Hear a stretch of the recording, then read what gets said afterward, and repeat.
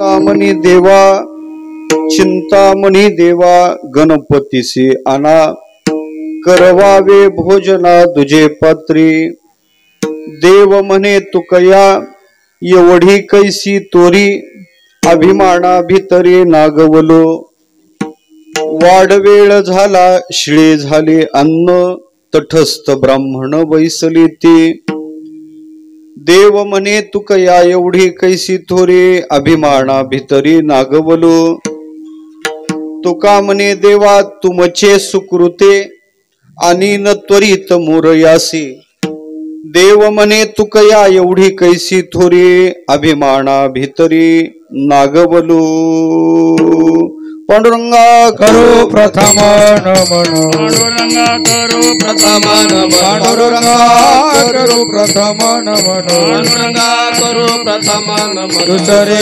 चरणा संताची दुसरे चरण संतातिया दुसरे चरण संतातिया त्यांच्या कृपादाने कथेचा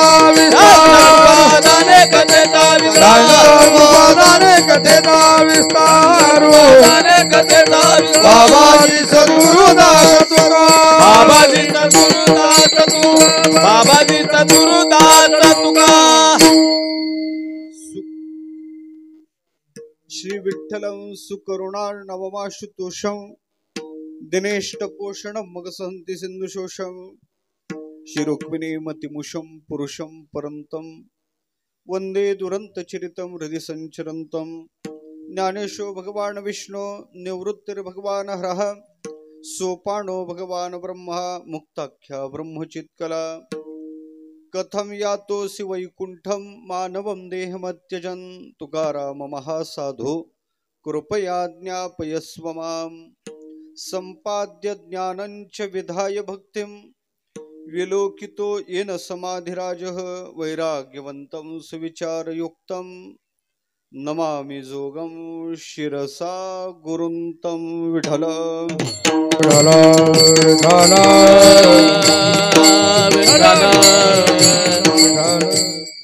चिंतामणी देवा गणपतीसी आणा करवावे भोजना दुजे पत्री देव म्हणे तुकया एवढी कैसी थोरी अभिमाना भितरी नागवलो प्रस्तुत प्राप्त स्थळी प्राप्त संगी कीर्तन रूपी सेविकीर्तन निवडलेला अभंग वैराग्य रागरसिक जगद्गुरु तुकोबाराव महाराज यांचा 4 चरणाचा प्रासंगिक प्रकरणातला चिंतामणी देवाला गणपतीचं आवाहन करा, त्यांना भोजनासाठी बोलवा असा प्रासंगिक स्वरूपाचं चिंतन मांडणारा 4 चरणाचा उत्कृष्ट गोड अभंग आहे. विठ्ठल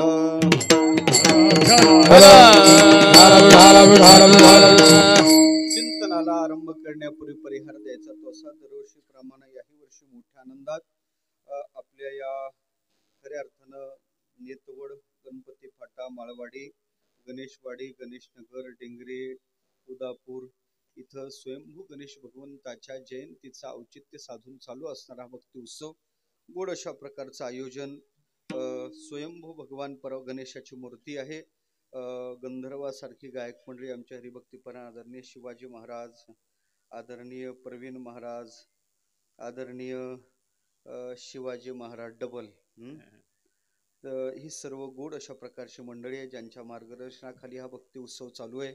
ते हरिभक्तीपणा आदरणीय आत्माराम महाराज, आमचे प्रवीण महाराज, एक ते काय गुण अपार आहे, मितेश महाराज आणि सर्व आपल्या भाविकांच्या गणेश भक्ताच्या सहवासात हा भक्ती उत्सव आहे. खऱ्या अर्थानं पाहायचं झालं तर गणेश हा माघी उत्सव आहे, माघी गणेशाचा उत्सव आहे, देवाची जयंती आहे. तसं जर पाहायचं झालं तर गणेशाचा आणखीन कलियुगात अवतार झालेला नाही, आणखीन गणेश कलियुगात अवताराला आले नाही.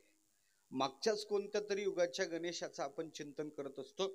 गणेशाचा प्रत्येक युगात अवतार आहे. गणेश खऱ्या अर्थानं पाहायचं झालं तर विघ्न हरती देवता आहे, सुख करता दुःख हरता, वार्ता विघ्नाची नुरवी ऐसी कृपा जयाची. कुठं थांबायचं कळलं पाहिजे. ही आरती जर जरा वेगळी म्हणली तर अर्थ बदलतो ना. सुख करता दुःख करता खूप जण म्हणतात महाराज, काय म्हणतो याचं भान पाहिजे. सुख देणारा आणि दुःख देणारा असा गणेश नाही. सुख करता दुःख हरता आणि वार्ता विघ्नाची नुरवी इथं थांबायचं. आयसी कृपा जयाची, अशी ज्याची कृपा आहे म्हणजे विघ्नाची वार्ता जीवनात ठेवत नाही, सर्व विघ्नोपशांतये असणारी ही देवता आहे. विठ्ठल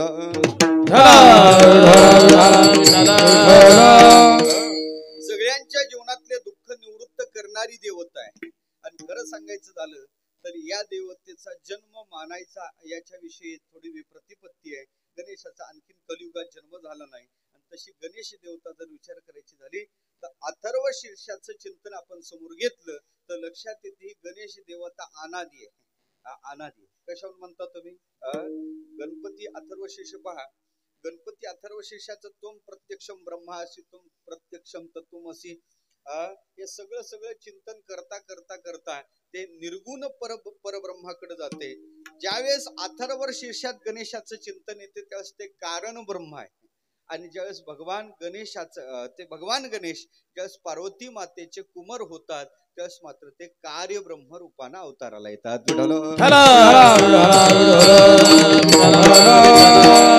युग परत्वे आणि प्रत्येक युगात गणपतीची साधना आहे. प्रत्येक युगात गणेशाची साधना आहे. कृतयुगाचा विचार करायचा झाला तर कृतयुगात गणेशाची साधना आहे. त्रेतायुगात गणेशाची साधना आहे. व्यापार युगात गणेशाची साधना आहे. आणि शेवटी कलियुगात सुद्धा गणेशाची साधना आहे. आणखीन कलियुगात गणेशाचा अवतार झालेला नाही. कृतयुगात गणेशाची साधना आहे पण तो 2 हाताचा आणि ताम्र वर्णाचा नाही. कृतयुगाच्या गणेशाचं चिंतन करायचं झालं तर कृतयुगात गणेश आहे पण त्याला 10 हात आहेत. किती हात आहेत? 10 हाताच्या गणेशाचा अवतार कृतयुगात आहे. 10 आहेत. तेजपुंज वर्ण आहे. त्याचं वाहन आता उंदीर दिसते आपल्याला, उंदीर त्याच्याजवळ नव्हता. त्याचं वाहन सिंह आहे. सिंह कृतयुगातल्या गणेशाचं चिंतन आहे. सिंह वाहन आहे, 10 हात आहे, तेजपुंज वर्ण आहे. आणि कृतयुगातल्या गणेशाचं नाव विनायक. कृतयुगात 10 हाताच्या गणेशाची साधना व्हायची. युग बदललं त्याच्यानंतर व्यापार आपलं त्रेतायुग लागलं. त्रेतायुगात तो गणेश त्यानं अवतार घेतला, तो 6 हाताचा घेतला. हिमालयात कांगडा जिल्ह्यात परळी वैजनाथ नावाचं गाव आहे आणि तिथं 6 हाताच्या गणेशाचं आजही मंदिर स्वयंभू स्वरूपाचं पाहायला सापडते. विठ्ठल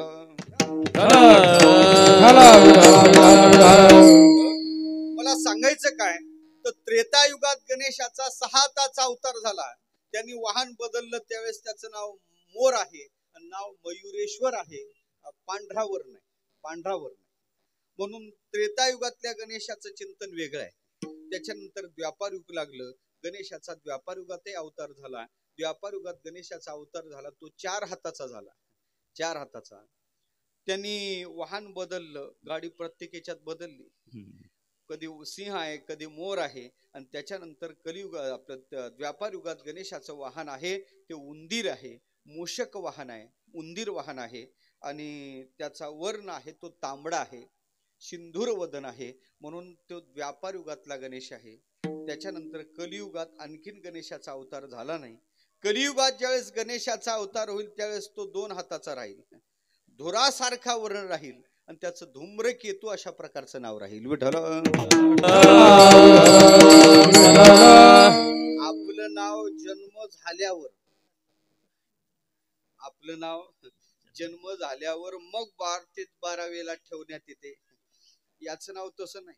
देवाचं नाव जन्म होण्याच्या आधीच त्याचं नाव ठरलेलं असतं. उदाहरण सांगायचं झालं भगवान परमात्मा कृष्ण अवताराला येण्याच्या आधी, वसुदेवाचा पुत्र होण्याच्या आधी त्याचं नाव वासुदेव आहे. कशावर म्हणता तुम्ही? ज्या सगळे देवता क्षीरसागरात गेले आणि देवाची स्तुती करू लागले तर तिथं वासुदेवा नाव आलं. तो वसुदेवाचा अपत्य झाला नाही, मग त्याला वासुदेव नाव का प्राप्त झालं? त्याचं उत्तर एक आहे, तुमचं आमचं नाव जन्माला आल्यानंतर 12व्याला ठेवण्यात येते, तसं देवाचं नाही. देवाने स्वयंभू नाव धारण केलेलं असते. म्हणून याचं नाव गणपती काय, सिंधुरवदन काय, सुमुखश्च एकदंतश्च कपिलो गजकर्णकः लंबोदरश्च विकटो विघ्ननाशो विनायकः धूम्रकेतुर्गणाध्यक्षो भालचंद्रो गजाननः 12 तानी नामानी. हे 12 नावं त्यांनी आधीच ठेवून घेतलेले आहेत.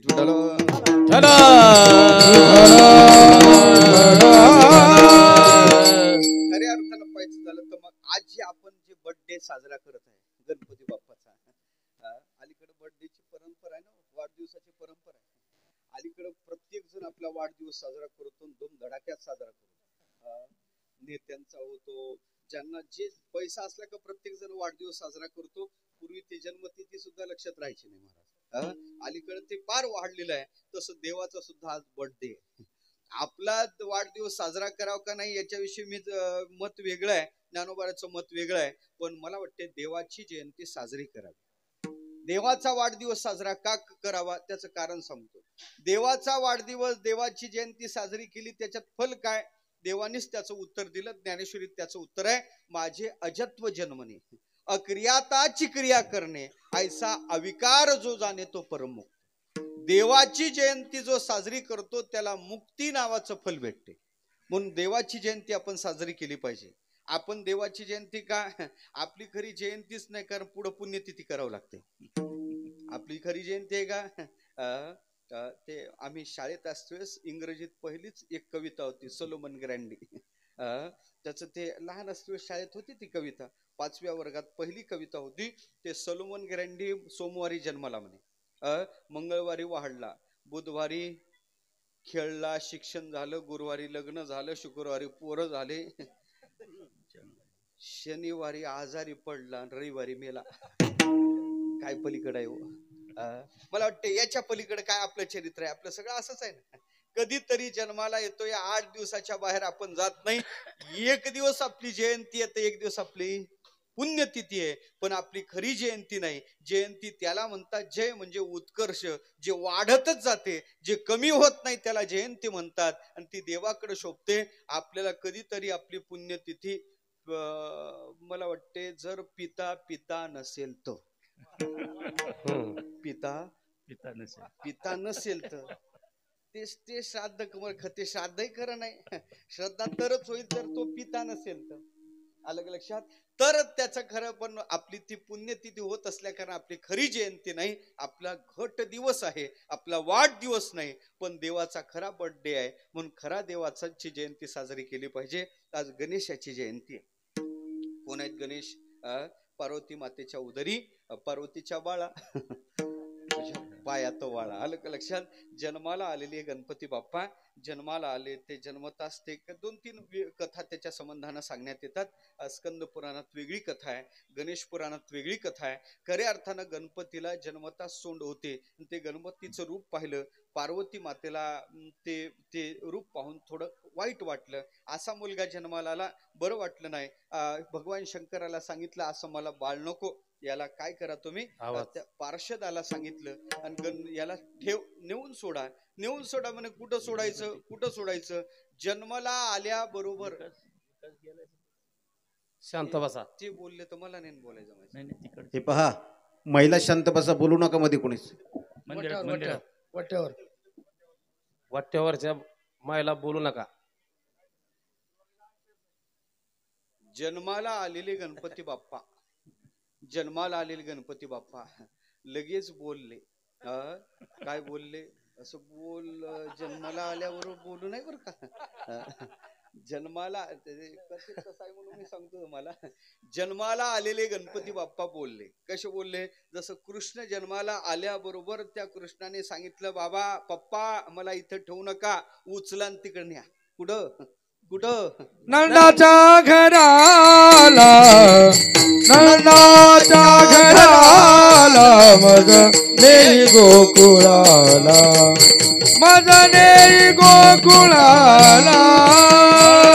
नंदाच्या घराला मज नेई गोकुळाला.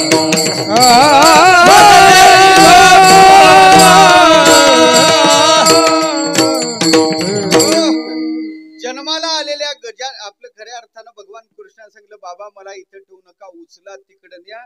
नंदाच्या घराला मज नेई गोकुळाला, माया उपजली तेथे ठेवी मज आणि येथे. हे जसं गजानन आपलं यांनी सांगितलं, तसं गणपती बाप्पांनी सुद्धा सांगितलं, तुम्हाला मी आवडलोच नाही ना, तर मग माझा एक भक्त माझी साधना करत आहे, वरण्य नावाचा राजा माझ्यासाठी तपश्चर्या करत आहे. 1000 वर्ष त्याची तपश्चर्या झाली, त्याची तपश्चर्या फल देण्यासाठी सन्मुख झाली. म्हणून तुम्ही मला उचला आणि मला तिथं न्या, त्या वरण्य राजाच्या नगरीत नेऊन. नुकतीच त्याची पत्नी प्रसूत झालेली आणि प्रसूत झालेल्या त्याच्या पत्नीजवळ नेऊन गणपती बाप्पाला ठेवलं.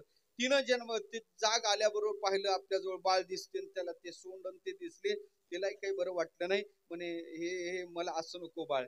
तिनं सुद्धा तिला ते देवाचं स्वरूप काय प्रत्येकालाच कळते असं काही नाही का, तिनं उचलून न्यायला सांगितलं. आणि मग तिथून ते उचलून नेऊन त्या राजांनी, वरेण्य राजा तपश्चर्या करत होता पण ती रूप त्याच्याही लक्षात आलं नाही, ते उचललं एका तळ्याच्या जवळ टाकलं. तिथं जंबूक म्हणजे खऱ्या अर्थानं कोल्हा आला. कोल्ह्याला वाटलं हे काहीतरी खाण्याचं आहे आणि कोल्हा त्या बाळाच्या जवळ आला. अतिशय कोळ मास. आणि कोल्हा आल्याबरोबर तेवढ्यातच इकडं तपश्चर्या करणारे पराशर ऋषी होते.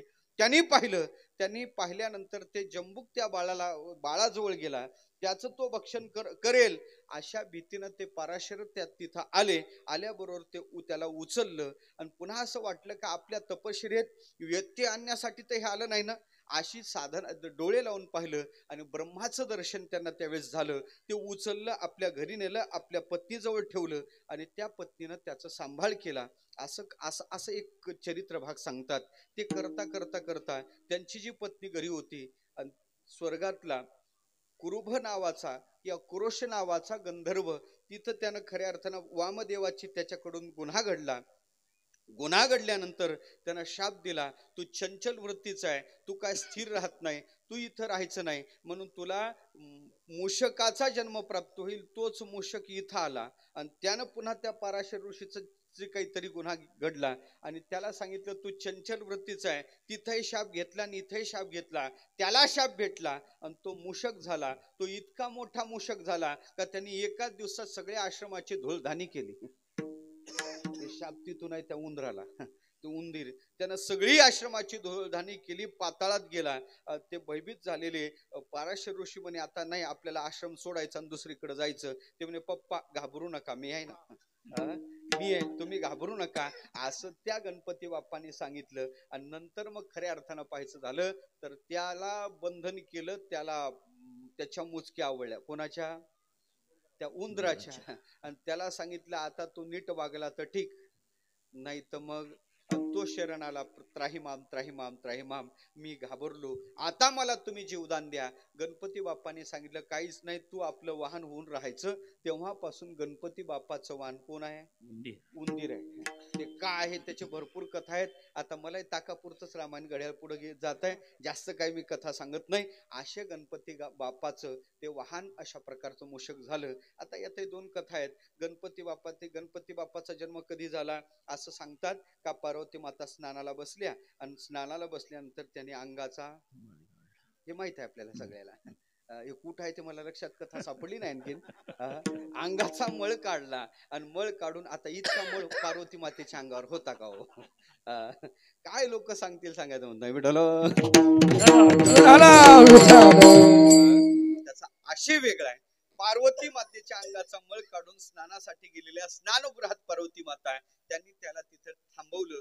कोणी आत येईल तर त्याला प्रतिबंध कर, मी स्नानासाठी जात आहे. आणि तेवढ्यात भगवान शंकरच आपल्या घरात यायला निघले. आणि तेवढ्यात खऱ्या अर्थानं पाहायचं झालं तर दारात असणारा हा मळाचा गणपती, त्याने त्याला अडवल्याबरोबर भगवान शंकर सांग माझ्याच घरात मलाच प्रतिबंध, मेरीज बिल्लीवर मुझसेच मियाव, ते काय बरं वाटलं नाही. तू कोण म्हणून त्याचा राग आला आणि त्यांनी आपल्या यानं त्याचा शिरच्छेद केला. पार्वती माता स्नानावून आल्या, पाहतात तर दारात हा गोंधळ आणि ते रक्तपात पाहिला. पार्वती माता चिडल्या, रागावल्या, डोळ्यातून अश्रू येता, शोक अनावर झाला. आणि पार्वती मातेचा शोक पाहिल्यानंतर सांगितलं मला काही माहित नाही, नंतर बोला, पहिले माझा मुलगा जिवंत करून द्या. आणि नंतर भगवान शंकरजी बाहेर पडले. हत्तीचा कळप जात होता, हत्तीच्या कळपातलं छोटा हत्ती पाहिला, त्याचं मस्तक त्यांनी काढलं आणि ते मस्तक आणून याच्या शिरावर लावलं. अशी एक कथा सांगण्यात येते. संजीवन विद्येनं त्याला चेतना आणून दिली आणि तेच गणपती बाप्पा आहेत असं सांगतात. आणि ते गणपती बाप्पाची कथा अशी एक सांगते वेळेस, किंवा भगवान शंकराचे जे पार्षद आहे त्या पार्षदातला वीरक नावाचा जो पार्षद आहे, त्याचं नाव वीरक आहे. त्या वीरकालाच यांनी आपला पुत्र मानला, पुढं त्याला नाव गणेश प्राप्त झालं. अशी एक कथा आहे विठ्ठल. अशा असंख्य कथा गणेशाच्या उत्पत्तीच्या आल्या. तुम्ही म्हणाल मग गणपती बाप्पा एक कथा अशा वेगवेगळ्या का, त्याचं उत्तर एक आहे. एका युगात जन्मले नाही, प्रत्येक युगात गणपती बापानं प्रत्येक भक्ताच्या रक्षणासाठी अवतार धारण केला आणि तो तसा धारण केला म्हणून त्या अवतार त्या कथा बदललेल्या आहेत. आणि विशेषत्वानं यांना अग्रपूजेचा मान का प्राप्त झाला? सगळे स्वर्गातल्या देवता त्यांनी अमृत आटवलं. आपण दूध आटवतो का नाही? स्वर्गातल्या देवतेने अमृत आटवलं आणि ते अमृत आटून त्यांनी त्या सुधेला आटून, सुधा म्हणजे अमृत, त्याला आटून मोदक तयार केला. तो मोदक पाहिल्याबरोबर सगळ्याच्या तोंडाला पाणी सोडणारा होता. नुसता पाणी सोडणार नव्हता, खाल्ल्यानंतर सगळं आरोग्य प्रदान करणारा, पुष्टी देणारा तो मोदक. आणि एवढंच नाही, तो मोदक ज्याला प्राप्त होईल त्याला अमरत्व प्राप्त होणार होतं. असा तो मोदक सगळ्या देवतेने आणला आणि तो मोदक नेमका पार्वती मातेला दिला. पार्वती मातेच्या हातावर मोदक पाहिला आणि पाहिल्याबरोबर दोन्ही मुलं जवळ आले, एक स्कंदन दुसरा विनायक, म्हणजेच भगवान कार्तिक स्वामी आणि भगवान गणेशजी जवळ आले आणि सांगितलं, आई मला मोदक दे. मोदक, मोदक या शब्दाचा मोद म्हणजे आनंद, क म्हणजे देणारा, आनंद देणारा तो पदार्थ पाहिला आणि आई मला तो मोदक पाहिजे. दोघांनी मागितला. मोदक एक होता. पार्वती मातेनं विचार केला, द्यायचा कोणाला? म्हणे जे भगवान शंकराला आवडता, शंकर ज्याला सांगतील, तुमचे पप्पा ज्यांना सांगतील त्यांना हे मोदक. ते पप्पा म्हणल्यानंतर पप्पाकडे दोघंही गेले. पप्पांना सांगितलं, बाबा मला मोदक पाहिजे, मला मोदक. आता लहानच मुलं होते, दोघांनी मोदक मागितला. भगवान शंकराने सांगितलं, काही हरकत नाही, तुमची परीक्षा पाहू, जे परीक्षेत पास होईल त्याला मोदक. परीक्षा काय? जो सगळ्यात पहिले पृथ्वीची प्रदक्षिणा करून येईल त्याला हा मोदक. सगळ्यात पहिले दोघंही निघले प्रदक्षिणेला. कार्तिक स्वामीनं आपलं वाहन काढलं, मोर. त्यांचं वाहन मोर आहे. पेट्रोल भरलं, सीएनजी भरला आणि गाडी काढली. त्यांचं वाहन कार्तिक स्वामी निघले प्रदक्षिणेला. आता ते वाहन धावणारं वाहन. या बाबांचं पाहायचं झालं तर यांनी आपलं वाहन काढलं, आपली गाडी काढली. कोण? उंदीर मामा. आणि आता त्यांचं वाहन पाहायचं झालं तर त्यांचा स्पीडही कमी, पेट्रोलही जास्त. स्पीड जास्त लागते ना उंदराला. रात्रीतून काय प्रताप करेल उंदीर सांगायला जमत नाही. झालं असं, ते म्हणे आसन त्यातल्या त्यात लोडही जास्त. गणपती बाप्पाचं शरीर पाहायचं झालं तर आकार चरण युगल उकार उदर विशाल मकार महामंडल मस्तकाकारे. एवढं लोड घेऊन हे वाहन कधी पृथ्वी प्रदक्षिणा करेल? जो आधी प्रदक्षिणा करेल त्याला जर हे फळ भेटत असेल तर करायचं काय?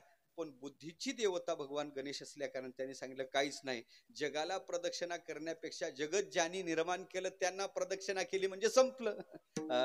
कारणाला नमस्कार केल्यावर कार्याला वेगळा नमस्कार करण्याची गरज नाही. भगवान शंकराला आणि पार्वती मातेला बसवलं, दोघालाही बसवलं आणि दोघालाही नमस्कार केला. दोघाला प्रदक्षिणा एक नाही 5 केले. 5 प्रदक्षिणा केल्या म्हणे द्या आपल्याला मोदक. तेवढ्यात हे गाडी घेऊनच आले. थांबा, प्रदक्षिणाला निघलाय नाही, घराच्या बाहेरही निघला नाही, आपण प्रदक्षिणा केली, आपल्याला मोदक पाहिजे. ते म्हणे नाही, प्रदक्षिणा आपली पहिले झाली, एक नाही आपण 5 प्रदक्षिणा केल्या, पहिले मोदक आपल्याला पाहिजे. आणि मग विचार केला आणि विचार केल्यानंतर त्यांनी युक्तिवाद सांगितला, वेदांत सांगितला. कार्याला वेगळं जाणावं लागत नाही, कारण जाणलं पाहिजे. आणि कारण जर कोण असेल, ऐसी जी निरुपाधिके ती जगाची जनके, वंदिली म्या मुळके देवो देवी. ऐसी निरुपाधिक असणारी जगाची जनक पार्वती माता आणि भगवान शंकर यांना मी नमस्कार केला. आणि मग ते भगवान शंकराला पटलं, मोदक त्यांना भेटला. सगळे देवता संतुष्ट झाले, त्यांनी पुष्पवृष्टी केली आणि तेव्हापासून त्यांच्या बुद्धीमुळं, त्यांच्या कौशल्यामुळं भगवान शंकराला अग्रपूजेचा मान भेटला. कोणाला भेटला? भगवान शंकराला नाही, भगवान गणेशाला अग्रपूजेचा मान भेटला. मी तुम्ही किती ऐकता ते पाहताय. भगवान गणेशाला अग्रपूजेचा मान भेटला म्हणून गणपतीची आधी पूजा करायची. गणपतीची पूजा न करता बाकीच्या किती पूजा केल्या उपयोग नाही, ती सफल होत नाही, त्यात विघ्न आल्याशिवाय राहत नाही. म्हणून पहिले घरात कोणती पूजा करायची झाली तर पहिले कोणाची करावं लागते? कमीत कमी गुळाचा तरी, कमीत कमी सुपारीचा तरी. ते ब्राह्मण बुवा पहिले त्याची पूजा करतात. पण अग्रपूजेचा मान आहे. गणपतीच्या पूजेशिवाय सगळ्या पूजा अर्धवट आहे, निष्फळ आहे. म्हणून पहिले गणेशाची पूजा आहे. पहिली गणेशाची पूजा आहे. आपणही गणपतीची पूजा केली पाहिजे.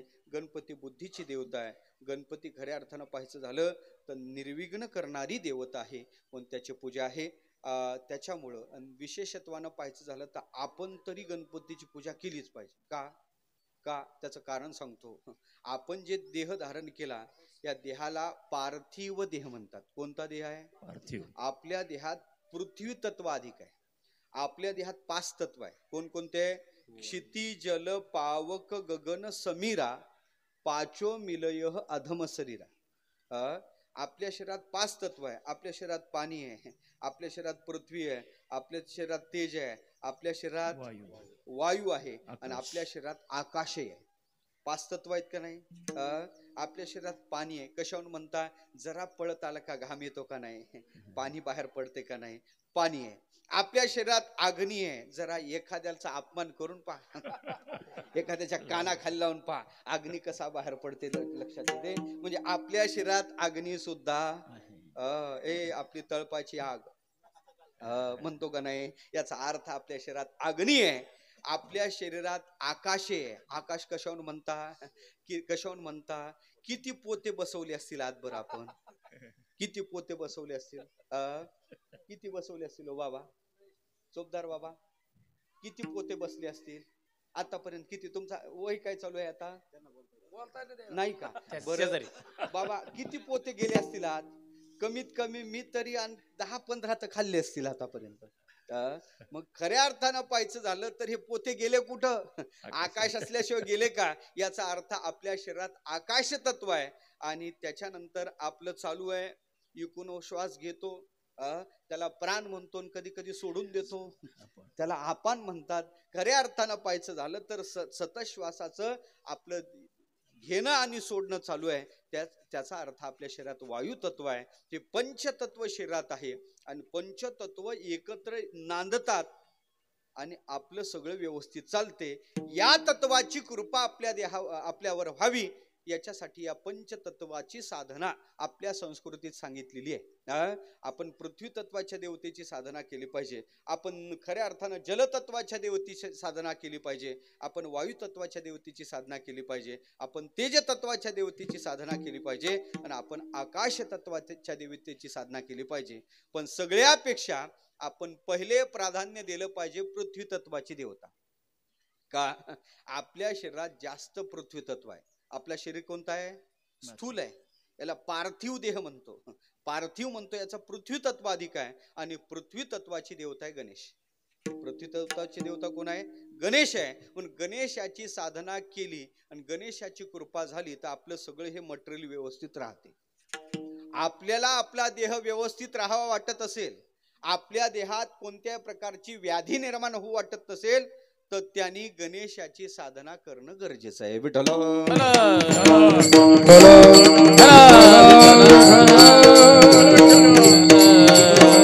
म्हणून गणेशाची साधना आहे आणि आपल्याला त्या देवतेचा स्वभाव जाणून आपण त्या देवतेची साधना केली पाहिजे. आपण देवाला ओळखतोच, कोणत्या देवतेला कसं आहे ती देवता, काय सात्विक आहे, काय तामस आहे, काय राजस आहे. प्रत्येक देवतेची आपल्याला परिचय आहे, आपण ओळखत असतो. आणि संत सुद्धा त्या देवतेचा परिचय आपल्याला देतात. त्या देवतेचा परिचय देतात का नाही? देवतेचा परिचय नाही, आपल्याला देवतेचा परिचय सांगू का तुम्हाला? तुम्ही देवता ओळखता का नाही? असा एक देव आहे. असा कोणता देव आहे? म्हणजे 3 मस्तक आहेत, पाठीमाग गाय आहे, पुढे श्वान झुकलेले. कोणती देवता आहे? तुम्हाला देवता ओळखू येतात. असा एक देव आहे, जटेतून पाण्याचा प्रवाह बाहेर पडलेला आहे. सापाचे हार गळ्यात आहे, वाघाचं कातड पांघरलेलं आहे. कोणती देवता आहे? म्हणजे तुम्हाला देव चांगले कळतात बरं का. म्हणजे तुम्हाला आता देवी कळत असायला पाहिजे. अशी एक देवी आहे, अशी एक देवी आहे. प्रायः पुराणात सापडत नाहीत पण चित्रपटात निश्चित असते. कोणती? श्रीदेवी. म्हणजे तुम्हाला ती माहित आहे म्हणा ना, म्हणजे तुम्ही ते ओळखता, म्हणजे ती देवी माहित आहे. अशी एक देवी आहे, कमळात उभी आहे, हात असा केलेला आहे आणि 1500च्या नोटा बाहेर पडत आहे. 1500च्या 1500च्या नोटा देणारी लक्ष्मी सुद्धा रिजेक्ट. काय सांगू तुम्हाला, ते नोटा बंद झाल्या. नोटा बंद झाल्या. सकाळी मी ज्ञानोबाराच्या दर्शनाला गेलो.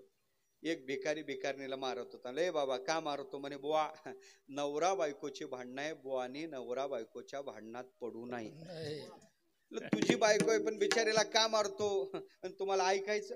अहो त्या पारीवर ती बसते, या पारीवर मी बसतो, आम्ही दिवसभर भीक मागतो, लोक आम्हाला 4 8 रुपया टाकतात.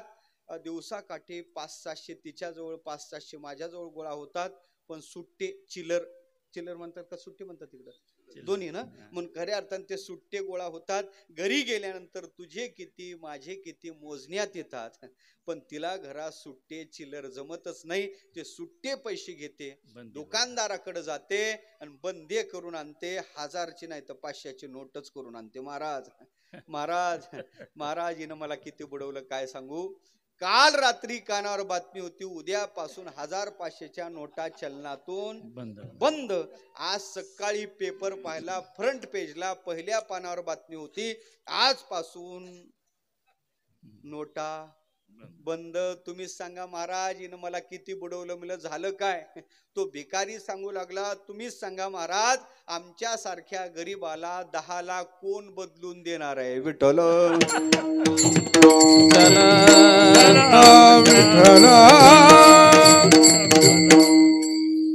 मी तुम्हाला फक्त मंदिरासमोरचा भिकारी सांगितला, आणखीन मंत्रालयातला बाकी आहे. विठ्ठल माझा विषय चालला. लक्षणं कळले का देवता कळते, लक्षणं कळले का देवता कळते. तसं काही देवता संकेतानं कळतात, काही देवता स्वरूपाने कळतात आणि काही देवता स्वभावाने कळतात. गणेशाचा विचार करायचा झाला तर संकेतानही कळते, स्वरूपानही कळते आणि स्वभावानही कळते. अशी देवता कोणती असेल तर भगवान गणेश आहे. म्हणून त्या गणेशाची साधना आपल्या जीवनात घडली पाहिजे. ती देवता सुख करत आहे, दुःखाचं हरण करणारी आहे.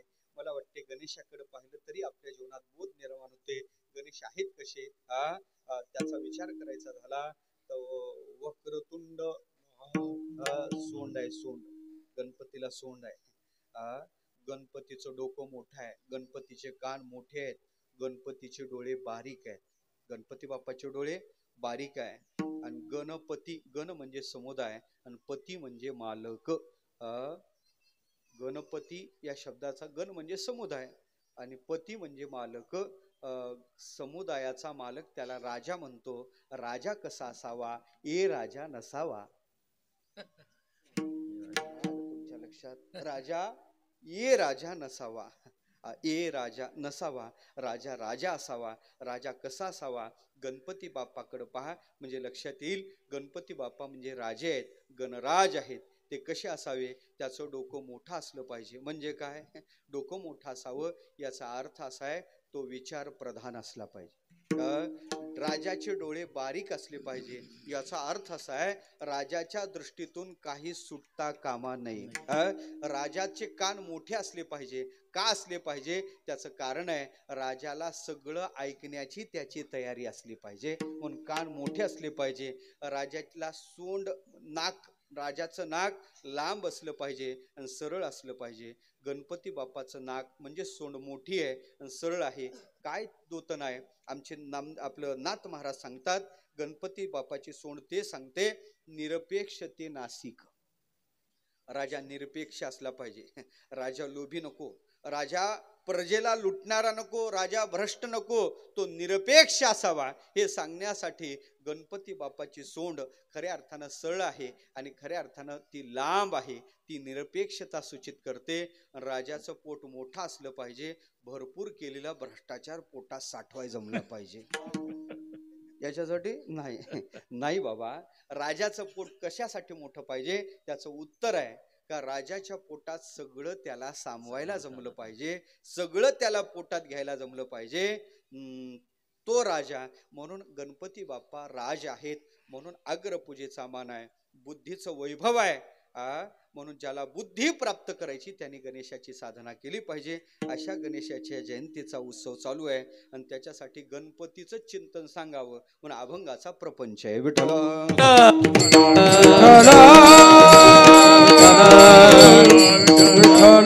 सामान्य नियम आहे. सामान्य काय नियम आहे, ज्याच्या लग्नाला गेलं त्याच गीत गायलं पाहिजे. यद विवाहस्तद गीत गानम असं सूत्र आहे. लग्नाला गेल्यानंतर तिथं चांगलंच बोललं पाहिजे. नाही तर मांडवाच्या दारा आणीला म्हातारा, काय उपयोग आहे. म्हणे नवरी आणा रांड जाळा नवऱ्याचे तोंड, काय उपयोग आहे का. कुठं जायचं, कसं जायचं, काय बोलायचं कळलं पाहिजे. सामान्य नियम शास्त्र सांगते यद विवाहस्तद गीत गानम. मग ज्या देवतेचा उत्सव आहे त्या देवतेची माहिती व्हावी म्हणून अभंगाचा प्रपंच आहे. या अभंगात तुकोबाराचे फार अभंग नाहीत, गणपती बाप्पाचे फार अभंग नाही.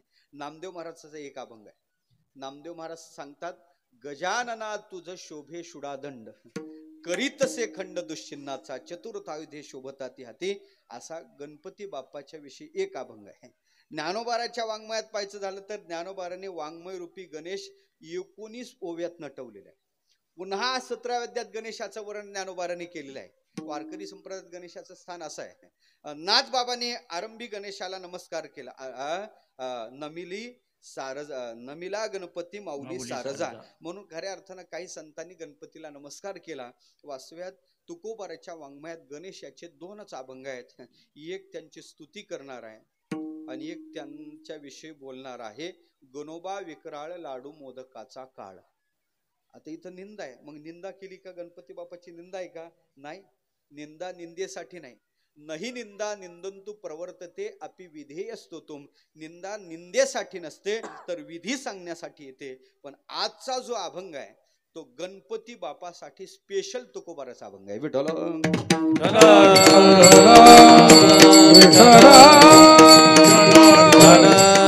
काय अभंगाची भूमिका. तुकोबाराचं जीवन पाहायचं झालं तर एकनिष्ठ जीवन आहे, एकविध जीवन आहे. तुकोबार आहे पांडुरंगाशिवाय बोलत नाही. तुकोबाराची विशेषता आहे. तुकोबार आहे देवाच्या धामाशिवाय दुसरीकडे जात नाही. तुकोबार म्हणतात करोत तपाती साधने कोणी साधतो गोरांजने, आम्ही नवजो तया वाटा नाचू पंढरीत चोट. ही तुकोबारची एकविधता आहे. तुकोबाराचं प्रमाणच आहे. आमच्या भाविकाची जात तुम्हाला पाहिजे का. आमच्या भाविकाची जात आहे एकविधपण. आम्हा भाविकाची जाती एकविध जी श्रीपती, एकविधपण आहे. किती एकविध आहे तुकोबार आहे.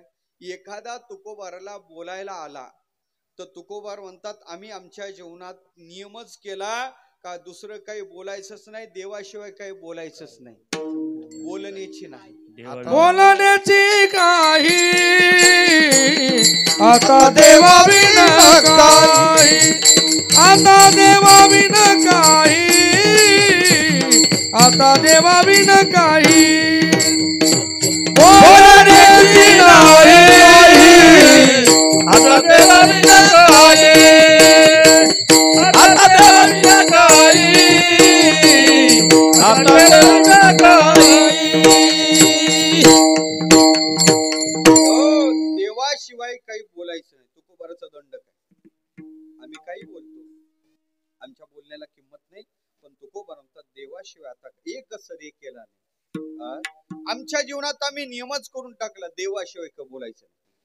ते एकविध तुकोबार आहे. आज खऱ्या अर्थानं पाहायचं झालं तर प्रासंगिक भूमिकेत तुकोबाराच्या गाथेत वेगळे अभंग आहे.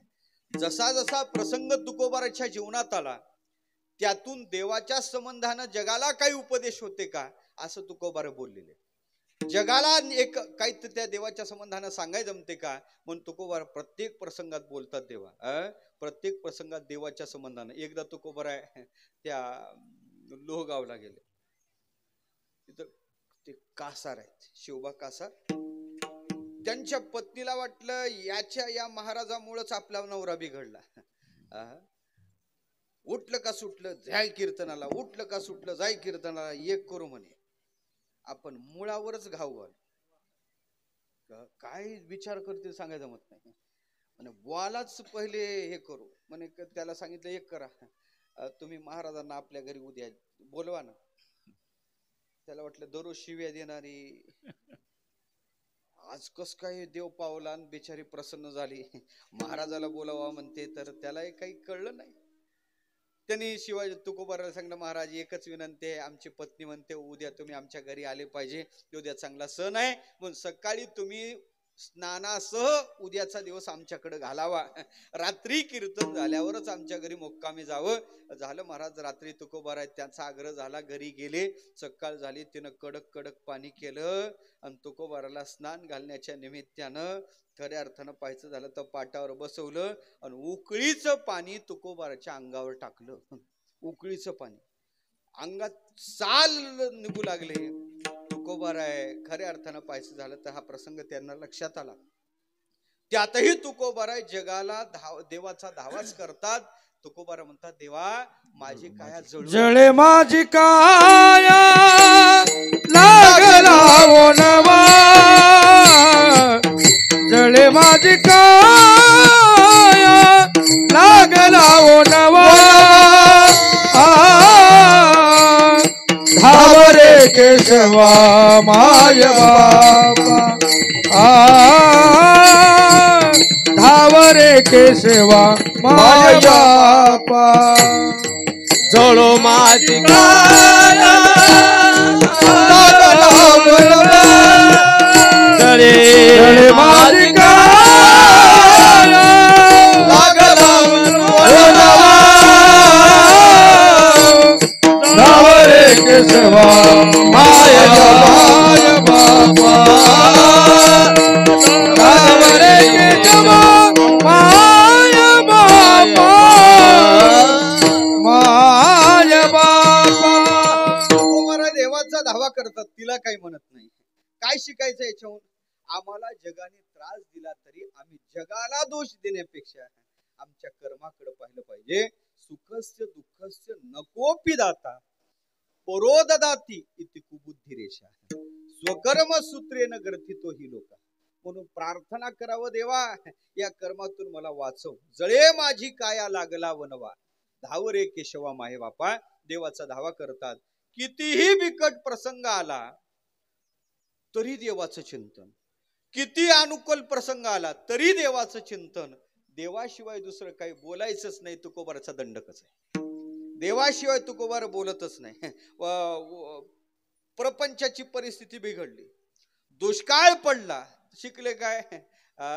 म्हणे बरं झालं देवा, बरे झाले देवा निघाले दिवाळे, झाले देवा निघाले दिवाळे, बरे झाले देवा निघाले दिवाळे, झाले देवा निघाले दिवाळे, बरे या दुष्काळे पिढा गेली, बरे या दुष्काळे पिढा गेली. मला वाटते आमचं नाही असं व्हायचं. जरा का आम्ही साधना करू लागलो, जरा का पंढरीची वारीन गळ्यात माळ घातली ना, असं झाल्यावर माळ राहते म्हणता. कधी जाईल महाराज पत्ताय लागत नाही. माग कोणाच्या सुपीक बुद्धीतून आलं होतं, ते खाल्लं म्हणजे कोरोना होत नाही म्हणून. कोणत्या डॉक्टरच्या सुपीक बुद्धीतून आलं होतं देव जाणे. जे कच्चे होते ते गेली विशेष नाही. कच्चे होते त्यांनी तर काढल्या, ते कधीच काढल्या. जे चांगले अट्टल म्हणून घेणारे होते त्यांनी कधी काढून टाकले ते पत्ता लागला नाही. याचा अर्थ काय? तुकोबाराची गाथा आपण पाहिजे. काय तुकोबाराला आदर्श मानायचं? तुकोबार म्हणतात, देवा दुष्काळ पडला तरी काही नाही, बरं झालं. कोणत्याही परिस्थितीत बरं झालं ही वृत्ती मुखात येण्यासाठी चरित्र पहा तुकोबाराचं भेटलं.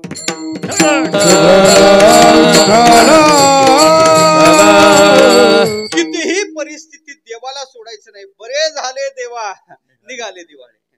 बायको नीट बोलत नाही, बायको नीट बोलत नाही तरी तुकोबार म्हणतात, बरे झाले देवा बाईनं कर कशा. तुकोबारा सुद्धा बायकोची भाषा, बायकोची भाग घेतला बरं का. मी एका घरी गेलो महाराज, रात्रीचं कीर्तन संपलं. एकाने सांगितलं म्हणे महाराज चला ना चहा घ्यायला. खूप दिवसांनी आमच्या गावात आले, चला ना. त्याचा आग्रह झाला. रात्री 11 वाजून गेलेले. घरी गेलो, घरी गेल्याबरोबर त्याची होती कडक लक्ष्मी. त्याची लक्ष्मी काय साधी नव्हती. त्यांना थाप टाकल्याबरोबर तिने आवाज दिला, कोण आहे? भाऊसाहेब येऊ का? नाही नाही म्हणे महाराज, थोडं थांबा ना, थोडं थांबा. तेवढ्यात ते म्हणे, अगं मी आहे. तिने आतून काय उत्तर दिलं सांगू का तुम्हाला? म्हणे आला का गोसावी? महाराज त्याला तशी हे वापरल्यावर हे कठीण दिसते. भाऊसाहेब येऊ का मी? नाही म्हणे महाराज, जरा बोलायला आहे पण खूप चांगली आहे, आत तर चला. आज गेलो ते ना, अगं महाराज आले, महाराजाला चहा करायचा आहे.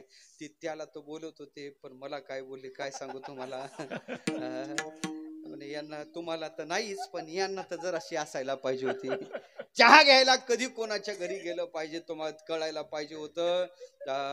कसं तरी अगं म्हणे महाराज आहे, जरा आरामानं बोल. तो त्यानं तिला गप्प केलं, तिनं कसा तरी चहा टाकला. आता हातावर चहा दिला, कसं घेत होतो मी माझं मला माहित आहे. मी ते सगळं आठवत होतो. तो चहा म्हणजे मला खऱ्या अर्थानं समुद्र मंथन करून अमृत जसं काढावं जसा तो चहा वाटत होता. मी ते हातात चहा घेतला आणि पिता त्याला म्हणलं, का हो जरा घरचं वातावरण जरा कडक विचित्र दिसते, ह्या जरा कडक दिसतात. ते म्हणे महाराज फक्त तोंडाचीच फटकळ आहे, पण मनाची खूप चांगली आहे. तुझी तुला लखला बाय बिठलो.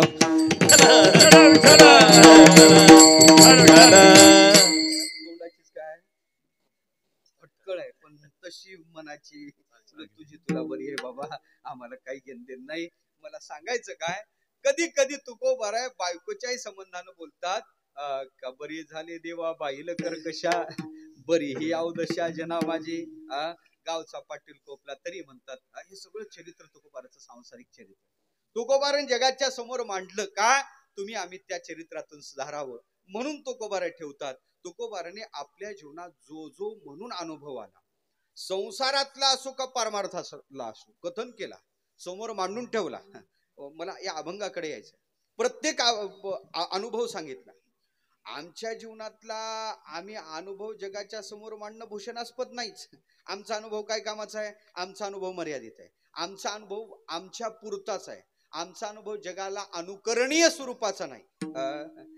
घरात वर्ग म्हणते आमच्या म्हाताऱ्याला अक्कल नाही, ती म्हणते यांना समजत नाही. हे चौकात येऊन सांगायचं जमते का हो? समज. आमचा अनुभव आमच्या पुरता मर्यादित आहे, तो जगाला उपयोगाचा नाही. तो सांगणं भूषणास्पद नाही, तो लांछनास्पद आहे. जगाच्या समोर आमचा अनुभव नाही. आणि खरं सांगू का, आमचं जीवन यशस्वी झालं तर तो यशस्वी जीवनाचा अनुभव जगाला भेटावा अशी आमची इच्छा नसते. उदाहरण सांगतो तुम्हाला, सांगत नसाल म्हणून. ते चहा सध्या प्रसिद्ध झाला. कोणता चहा? हा, येवलेचा. तर येवलेचा, ते येवले माझ्या ओळखीचे आहेत. ते येवले ओळखीचे आहेत. मी गेलो त्यांच्याकडं आणि त्यांनी पाहिलं, या महाराज या, बरं झालं म्हणे तुम्ही आले दुकानात. त्यांनी मला चहा दिला. मी एक कप घेतला. मी म्हणलं अहो चहा फारच चांगला झाला. म्हणे महाराजाला दुसरा आणखीन एक सिंगल दे. मी 2 कप 3 कप 4 कप चालू द्या, 5-6 कप चहा पिला. म्हणलं का हो चहा फारच चांगला झाला. म्हणे महाराज मसालाच तसा आहे, खूप चांगला चहा होतो. भरपूर गिराईक, दिवसभर गिराईक मावत नाही. मी म्हणलं काय हरकत नाही, मी उद्या चहा घ्यायला येतो. म्हणे काय हरकत नाही महाराज, उद्या चहा घ्यायला या. दुसऱ्या दिवस ते चहाची तलप आली. पुन्हा मी त्याच्या दुकानात गेलो, पुन्हा चहा घेतला, 2-3 सिंगल घेतला. पुन्हा म्हणलं का हो चहा चांगला होतो, मी उद्याही येतो. मी 3ऱ्या दिवशी चहा घ्यायला गेलो. 3ऱ्या दिवशी घेतला आणि पुन्हा मी म्हणलं का हो चहा चांगला आहे, मी उद्याही मुक्काम आहे इथं, उद्याही येतो. मी 4थ्या दिवशी चहा घ्यायला गेलो. म्हणलं का हो भाऊसाहेब, दररोज तुमच्याकडे येणं मला बरं वाटत नाही, तुम्ही एक करता का? म्हणलं काय? तुम्ही जे मसाला वापरता ते मसाला सांगता का? मी घरी चहा करीन. तिने महाराज 4 दिवस झाले, महिनाभर थांबा, चहा दररोज पिऊन जा, पण मसाला विचारू त्याच्यावर चालू आहे. माझा विषय चालला, आपल्या जीवनात जे सक्सेसता आहे, यशस्वीपणा आहे, त्याचं रहस्य, तो अनुभव आपण जगाला कथन करत नाही, पण साधू पुरुषाची ती महती आहे. साधू आपल्या जीवनातलं आपलं जीवन इतकं आरशासारखं पुढे ठेवतात. कोणताही अनुभव असू द्या, तुकोबारा जो आपल्याला अनुभव आला ते या जगाला देतात. अनुभवे आले अंगा, अनुभव आले अंगा, अनुभव आले अंगा, अनुभव आले अंगा. ते या जगा देत से, ते या जगा देत से, अनुभव आले अंगा, अनुभव आले अंगा. ते या जगा देत से, ते या जगा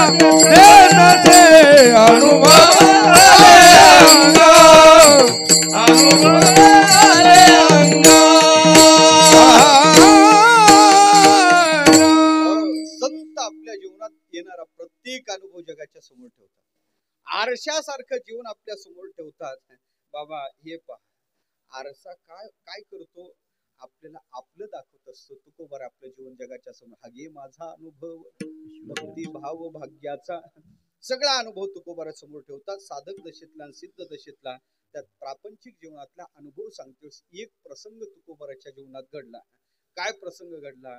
तुकोबाराच्या काळात एक सद्ग्रस्त होते, गणेशाची साधना करणारे. त्यांचं नाव होतं चिंतामणी देव. चिंचवडचे, चिंचवडला मोरिया गोसावी आणि चिंतामणी देव दोन्ही गणेशाचे उपासक आहेत. गणेशाची साधना करणारे. गणेशाची साधना करून त्यांच्या ठिकाणी एवढं सामर्थ्य होतं, त्या गणपती बापाच्या कृपेनं ते काही थोडे प्रयोगही करायचे. काय प्रयोग करायचे? कोणाची गाय जर दूध देत नसेल, गाय दूध देत नसेल आणि तिथं का ती गाय नेली आणि त्या चिंतामणी देवाने फक्त त्या गायीला अंगारा लावला आणि ते दूध काढायला ते बसले, तर ते गायीचं दूध देणं चालू व्हायचं. तुकोबारा म्हणतात, वाज गायी दुभती ऐसी देवा तुमची ख्याती. वाज गायी सुद्धा तुमच्याकडे आल्यानंतर दूध देतात, अशी त्या चिंतामणी देवाची ख्याती होती. आणि मग त्यांची कीर्ती वाढली, लोक त्यांच्याकडे यायचे. तुकोबाराची सुद्धा धवल कीर्ती वाढू लागली, साधूची कीर्ती, भगवान परमात्माच कीर्तिमुख त्याचे नारायण. सर्वत्र तुकोबाराची कीर्ती पसरू लागली. पहिले तुकोबाराच्या जीवनात त्रास झाला, आता तुकोबाराची धवल कीर्ती सबंध भारतभर महाराष्ट्रभर पसरली. तुकोबार कोणीतरी सिद्ध पुरुष आहे असं त्यांचे अभंग प्रत्येकाच्या मुखातून बाहेर पडू लागले. चिंतामणी देवाच्या कानावर तुकोबाराची ती धवल कीर्ती कानावर पडली. आणि पडल्यानंतर त्यांना वाटलं, यांना आपण एकदा बोलावलं पाहिजे. सध्या त्यांचे अनुयायी भरपूर आहेत, आपल्याकडे येणारा वर्ग मर्यादित आहे, पण सध्या वारकरी सगळे त्यांच्याकडे. एकदा तुकाराम महाराज आले का सगळे वारकरी आपोआपच आपल्याकडे येणं चालू होतील. आपण त्यांना बोलावलं पाहिजे. कोणाला वाटलं? त्या चिंतामणी देवाला. त्यांच्याकडं या गणेश जयंतीचा उत्सव, माघी जयंतीचा गणेशाचा उत्सव आणि गणपतीचा उत्सव म्हणल्यानंतर त्या चिंतामणी देवाने सांगितलं, आपण त्यांना निमंत्रण करू म्हणजे तुकोबारा आपल्याकडे येतील. चिंचवडचे चिंतामणी देव तिथं आले आणि तुकोबाराला सांगितलं, म्हणे महाराज मी मुद्दाम आपल्याकडे आलो. तुकोबाराने त्यांचा आदरातिथ्य केलं. काय निमित्त? म्हणे मी तुम्हाला निमंत्रण करण्यासाठी आलो, निमंत्रण देण्यासाठी आलो. काय? म्हणे आमच्याकडं माघी गणेशाचा उत्सव आहे आणि गणेशाचा उत्सव असल्या कारणाने तुम्ही त्या गणेश उत्सवाला यावं अशी आमची इच्छा आहे, आग्रह आहे, तुम्हाला विनंती आहे. तुकोबारा म्हणे काय हरकत नाही, तुमची एवढीच इच्छा आहे ना, मी तुमच्या गणेश उत्सवाला येतो. गणेश जयंतीला यायला आता आज तिथं आम्ही ओझरला होतो. आता तिथं साहेब आलेले आहेत ना, राजसाहेब आज तिथं आलेले होते ओझरला, म्हणून थोडा यायला उशीर लागला. झालं असं, निमंत्रण दिल्यानंतर ते तिथं आले. तुकोबाराने काय हरकत नाही, किती तारखेला आहे? म्हणे 13 तारखेला आहे. 13च आहे ना. आता त्यावेळेस कोणती होती देव जाणे. माघ महिन्यातल्या चतुर्थीला तुम्हाला यावं लागणार आहे. काय हरकत नाही. महाराजांनी तेवढी तारीख डायरीवर खाली ठेवली. डायरीवर तेवढी तारीख खाली ठेवली, नोंद केली का या दिवशी बराबर सकाळी प्रवीण महाराज कुठं जायचं आहे? चिंचवड. हा, जसं लिहून ठेवतो महाराज तशा प्रकारची ते तारीख महाराजांनी बुक केली आणि महाराजांनी ठरवलं का निश्चित आपल्याला त्यांच्याकडे जायचं. आता तुकोबाराच होते, तुकोबारा सिद्ध पुरुष होते. पुढच्याच्या आत काय शिजत आहे तुकोबाराला कळत होतं बरं का. पुढच्याच्या मनात काय चाललंय हे कळते, देवालाही कळते. न सांगता तुम्हा कळू येते अंतर. पुढच्याच्या आत काय. असंच एकदा आम्ही आमच्या गुरुजी सोबत गेलो, गुरु रिपोते बाबा सोबत. दुपारची वेळ गाथापारायण संपला, आम्ही झोपलो. एका सिद्ध पुरुषाच्या दर्शनाला जायचं होतं. जेवण झालं, झोप लागली. मी म्हणलं बाबा आम्हाला काय तुमच्या सोबत यायचं नाही, आता मी झोपतो, मी काही येत नाही. ते म्हणे नाही उल्हासभाऊ आपल्याला जायचं, तुम्ही चला. म्हटलं बाबा नाही, आमच्यासाठी तुम्ही सिद्ध आहे, तुमच्यापेक्षा आम्हाला दुसरा कोणताच महात्मा नाही. पण जास्त आग्रह धरला गुरुजीनं. मग त्या गुरुजींच्या सोबत आम्हाला जाण्याचा योग आला. गुरुजीच्या सोबत त्या व्यक्तीजवळ गेलो आणि त्या व्यक्तीच्या जवळ गेल्याबरोबर सगळ्यांनी दर्शन घेतलं. मी दर्शन घ्यायला गेल्याबरोबर त्या समोरच्या व्यक्तीनं सांगितलं, का म्हणे महाराज, यांना यायचं नव्हतं, यांना झोपायचं होतं, तुम्ही यांना कशाला आणलं? कोण म्हणले? ते पुढचे व्यक्ती म्हणले, तिथून 15 ते 20 किलोमीटरचं अंतर. यांना यायचं नव्हतं, यांना तुम्ही कशाला आणलं? यांना झोपू द्यायला पाहिजे होतं ना. मी तर गारच पडलो. यांना सांगितलं कोणी सांगितलं? काय असे काही विद्या आहेत, असे काही आहे ते बागेश्वर धाम माहित आहेत ना आपल्याला. का पुढच्याच्या चित्तात काय आहे ते काही गोष्टी जाणायला जमतात, त्या विद्या आहेत. आणि त्या विद्येनुसार त्यांनी तुकोबाराकडे ते सिद्धीताच होती. नामेची सिद्धी सावधान बुद्धी परियसा. नामाची सिद्धी तुकोबाराकडे असल्या कारणे तुकोबाराला ते कळत होतं. तुकोबाराला त्याच्या अंतःकरणातली भावना लक्षात आली. तुकोबाराने ठरवलं का निश्चित या वर्षी त्यांच्या घरी उत्सवाला जायचं. दिवस उजाडला. तुकोबाराय सकाळीच आपलं देहून निघले. पूर्वीचा काळ पायी तुकोबाऱ्या निघले. चिंचवडला यायला तुकोबारला दुपारी कमीत कमी 11 11:30 वाजले. नाही, 11:15 वाजले हो. 15 मिनिटं बाकी आहेत. 11:15ला तुकोबारा तिथं पोचले म्हणा. चिंतामणी देव सकाळपासून पूजेत होते. हरी ओम नमस्ते गणपतये. त्वमेव प्रत्यक्षं तत्त्वमसि. त्वमेव केवलम कर्तासि. त्वमेव केवलम धर्तासि. त्वमेव केवलम हरतासि. त्वमेव सर्वं खल्विदं ब्रह्मासि. त्वं साक्षात् आत्मासि नित्यं. ऋतं वच्मि सत्यं वच्मि. अवत्वमाम अवक्तारम अवश्रोतारम अवदातारम अवधातारम अवानुचानम शिष्यम अवपश्चात्तात अवपुरस्तात अवतरात्तात अवदक्षिणात्तात अवचोरधात्तात अवधरात्तात सर्वतोमाम पाही पाही समंतात. आता हे सगळं काय सांगू तुम्हाला.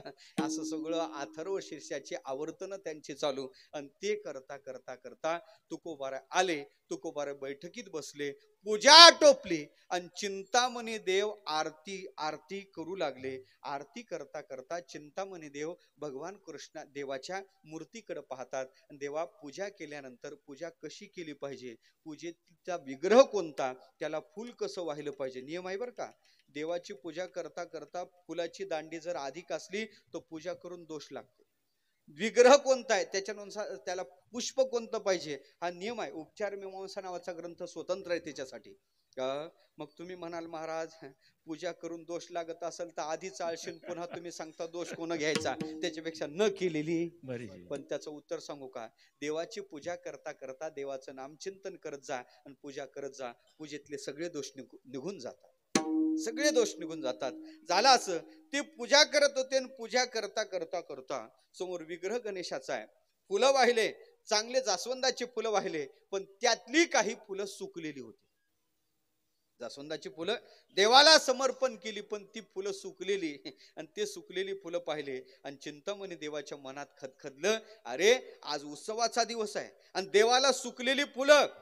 माळ्याच्या विषयी राग आला. खऱ्या अर्थानं पाहायचं झालं तर शेतीला पाणी देणारा माळी त्यानं पाणी व्यवस्थित दिलं नाही, म्हणून हे फुलं सुकली असायला पाहिजे. त्याचा अंतःकरणात राग आला.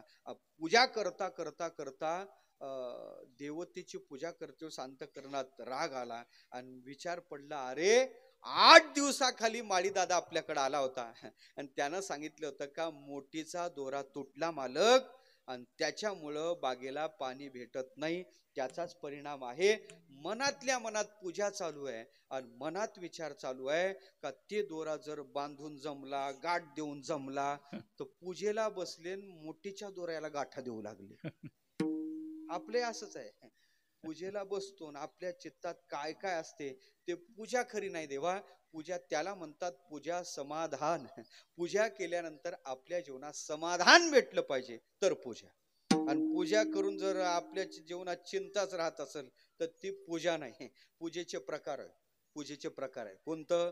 षोडोपचार पूजा, मानस पूजा, वर्मपूजा, कर्मपूजा आणि धर्मपूजा. धर्मपूजेचे वेगळे प्रकार आहे. एक मानस पूजा आहे, मनानं पूजा करावी ते पूजा मनेची उत्तम, मनानं केलेली पूजा आहे. दुसरी पूजा आहे कर्मपूजा, आपल्या वाट्याला आलेलं विहित कर्म यथायोग्य करणं, ते सुद्धा देवाची पूजा आहे. तया सर्वात्मका ईश्वरा स्वकर्म कुसुमाच्या विरा पूजा केली होय अपारा तोषा लागी ती पूजिलेनी आत्मराजे वैराग्य सिद्धी दे जे पसायत या. मला वाटते ही कर्मपूजा आहे. आणि एक वर्मपूजा आहे.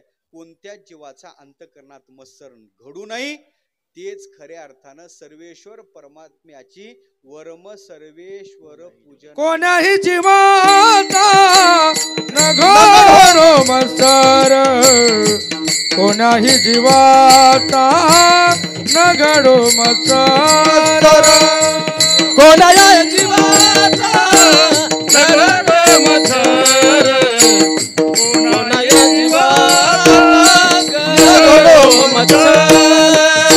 वर्म सर्वेश्वर पूजनाते, वर्म सर्वेश्वर पूजनाते, वर्म सर्वेश्वर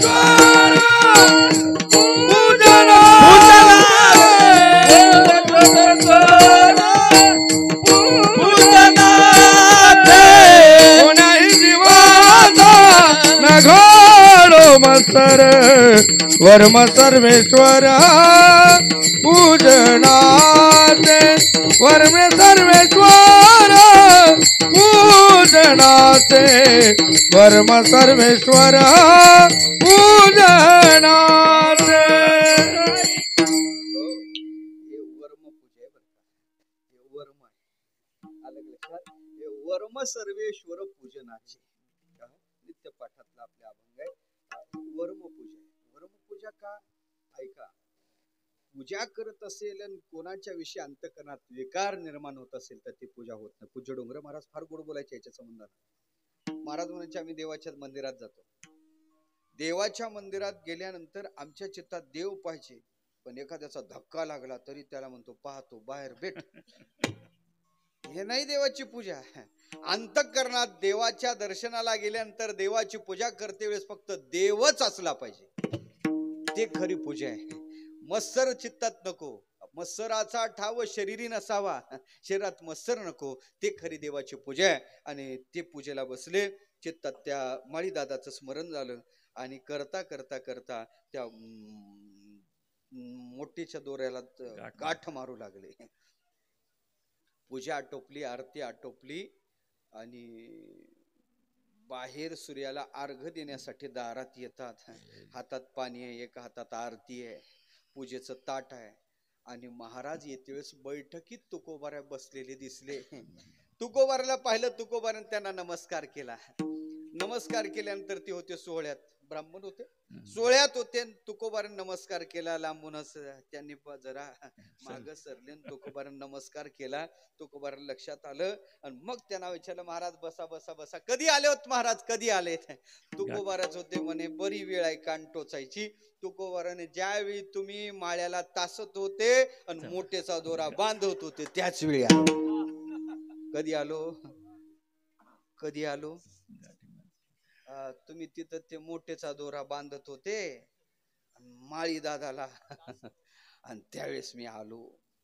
तिथं अर्धे चाट झाले, तिथं कोणीच नव्हतं, मुखातून शब्दही बाहेर पडला नव्हता. हे सगळं आत चाललं होतं, आत.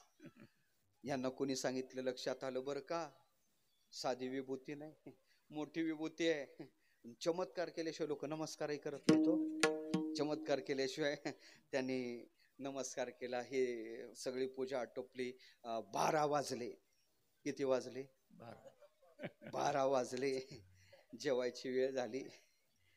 पूजा आटोपली आणि मग पंक्ती बसल्या. चिंता करू नका, 10 मिनिटात, जास्त काय मी घेणार नाही.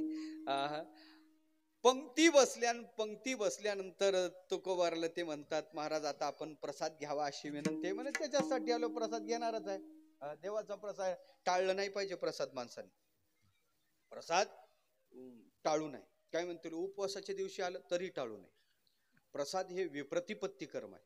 जो प्रसादाचा त्याग करतो त्याच्या जीवनात दुःख येते. प्रसादाचा त्याग करू नये. म्हणजे उपवासाच्या दिवशी, एका दिवशी उपवास असते, त्या दिवशी प्रसाद असतो, मग काय करायचं, तो भलेही हातावर घ्यायचा, पानावर घ्यायचा, ते तसंच ठेवायचं. आपण ज्यावेळेस तो व्रताचे उद्यापन करतो, पारणं करतो, त्यावेळेस तो सेवन करायचा. पण मला उपवास आहे, मला प्रसाद नको असं कधीच म्हणायचं नाही. उदाहरण सांगतो तुम्हाला. कथेत कथा आठवली. चैतन्य महाप्रभू त्या याला गेले, कुठं, जगन्नाथपुरीला गेले. जगन्नाथपुरीला एकादशी नाही, तिथे एकादशी उलटी टांगलेली आहे म्हणे. एकादशीच्या दिवशी गेले, ते पुजारी प्रसाद घेऊन आले. महाराज पुढं हात केला, हातावर प्रसाद ठेवला. वैष्णव आहे, एकादशी व्रत आहे, करायचं काय? प्रसाद खावा तर व्रत मोडते, नाही खावा तर प्रसादाचा अपमान होते. जगन्नाथ त्या भगवंताचा तो प्रसाद चैतन्य महाप्रभूने हातावर घेतला, शिष्यांना सांगितलं बसा खाली. दुपारी 4 वाजले होते. 4 वाजता प्रसादाचं चिंतन सांगणं चालू केलं. ते द्वादशी तिथी उजाडेपर्यंत, सकाळी 6 पर्यंत प्रसाद असा असतो. प्रसाद त्याला म्हणतात. प्रसादाचे असे प्रकार आहे. प्रसादाच्या कथा सांगितल्या. सकाळी 6 वाजले आणि असा प्रसाद कधीच टाकायचा नसतो. तो प्रसाद सेवन करायचा असतो. व्रतही मोडलं नाही आणि प्रसादाचाही अवज्ञा होऊ दिली नाही. प्रसाद माणसाने सोडायचा नसतो. ते म्हणे महाराज प्रसाद घेऊन जा, गणेशाचा प्रसाद आहे. म्हणे काही हरकत नाही, तुम्ही घेणार ना आमच्या सोबत, तुम्ही आमच्या पंक्तीला बसणार, मग तर मलाही प्रसाद घ्यायचा आहे, आपण दोघंही बसू असं म्हणल्यानंतर काही हरकत नाही. म्हणून तेवढ्यात तुकोबार पंक्तीपर्यंत आले. दृश्य डोळ्यासमोर आला. प्रासंगिक अभंग आहे. पंक्तीपर्यंत तुकोबार आले, पंक्ती बसल्या. तुकोबारला एक पत्रवाळी वाढली वाडेकऱ्यांनी, एक चिंतामणी देवाला पत्रवाळी वाढली. थोड्या अंतरावर सोहळ्यात ते बसणार होते. चिंतामणी देवाची पत्रवाळी टाकल्याबरोबर तुकोबार म्हणतात हे काय, 2च पत्रवाळ्या, आणखीन एक पत्रवाळी टाका. एक पत्रवाळी टाका म्हणल्यानंतर तिथं पत्रवाळी टाकण्यात आली आणि पत्रवाळी टाकण्यात आल्यानंतर सगळे पदार्थ वाढण्यात आले. पदार्थ कसे वाढायचे आणि कुठं वाढायचे याचंही शास्त्र आहे बरं का. कोणता पदार्थ कधी वाढायचा यालाही शास्त्र आहे. कोणता आता ते सांगितलं तर आणखीन पुढे जाईल, आता ते काय सांगत नाही. ते पदार्थ वाढणं झालं. पदार्थ घ्या भातच नाही, खऱ्या अर्थानं पाहायचं झालं तर ते पदार्थ वाढणं झाले. चिंतामणी देव आले, चिंतामणी देव बसले, मंत्र झाले, श्लोक झाले, वदनी कवळ घेता झालं. सगळे मंत्र आटोपले. भोजन नाही यज्ञ आहे, ब्रह्माग्नी मे आहुते, हे सगळे मंत्र आटोपले आणि मंत्र झाल्यानंतर एक पत्रवाळी तसंच दिसू लागली. पाणी फिरवणं झालं. पुंडलिक वरदाचा गजर झाला आणि मग चिंतामणी देव म्हणतात का हो महाराज तुमच्यासोबत कोणी आलं का पत्रवाळी टाकायला लावली?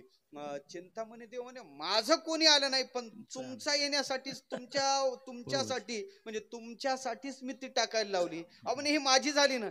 नाही म्हणे शेजारी कोणासाठी टाकायला लावली? तुमच्यासोबत कोणी गाडीवाला? तसं काही नाही. मग हे पत्रवाळी कोणासाठी? तुकोबार म्हणे तुम्ही ज्यांची साधना करता त्या देवासाठी म्हणजे गणपती बाप्पासाठी. ते म्हणे महाराज असं कसं शक्य आहे? अहो म्हणे तेच तर सांगितलं अभंगाचं पहिलं चरण.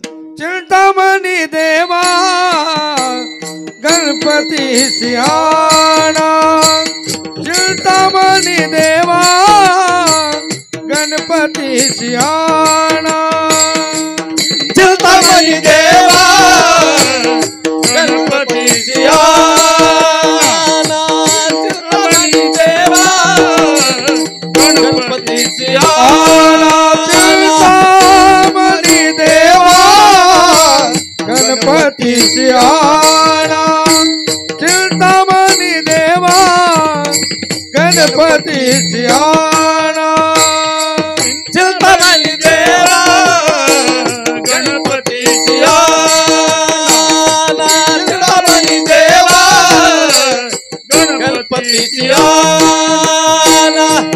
करावे भोजना तुझे पात्री, करावे भोजना तुझे पात्री, देव म्हणे तुकया एवढी कैसी थोरी, देव म्हणे तुकया एवढी कैसी थोरी, करावे भोजना तुझे पात्री, करावे भोजना तुझे पात्री, देव म्हणे तुकया एवढी कैसी थोरी,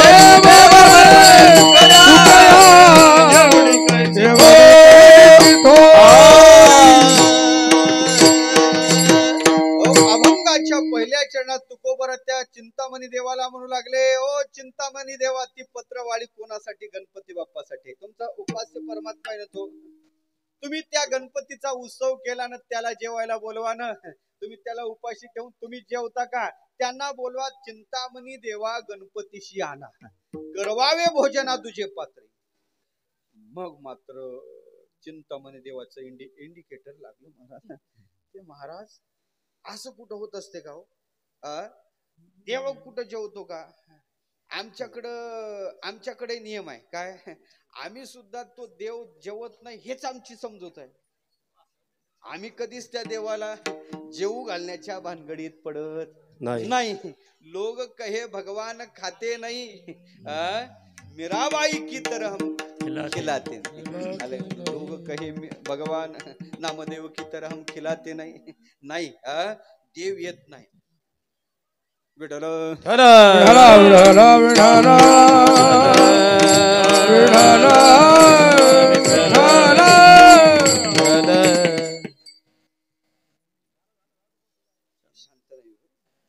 ऐका, कढईवर तेल ठेवा.